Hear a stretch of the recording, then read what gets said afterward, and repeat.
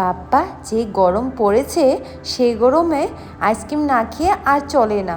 প্রত্যেক দিন তো দোকান থেকে আর আনা যায় না আইসক্রিম, তাই আমি ভাবলাম ঘরে বানিয়ে নিই, যা সামগ্রী ঘরে আছে তা দিই।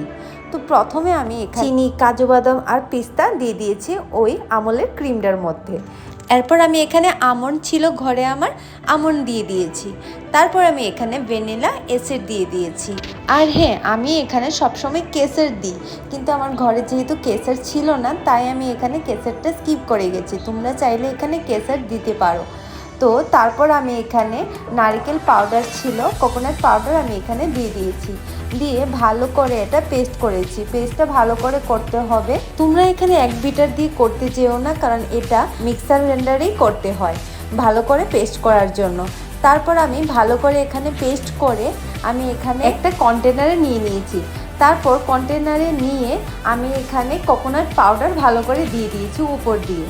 তারপর আমি এখানে আম কিউব করে কেটে নিয়েছি।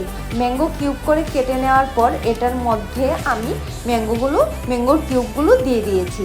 তারপর আমি এটা ডিপ ফ্রিজে 7-8 ঘন্টার জন্য রেখে দিয়েছি। তারপর 7-8 ঘন্টা পরে আমি এটাকে বের করে দেখতে পাচ্ছ এটা এরকম ছিল, কিন্তু আমি এটাকে তারপর 2 ঘন্টার মতো নর্মাল টেম্পারেচারে রেখে দিয়েছি। তারপর আমি এখানে কাজু, পিস্তা আর আমন্ড দিয়ে আমার এই ম্যাঙ্গো ভ্যানিলা আইসক্রিম রেডি করেছি।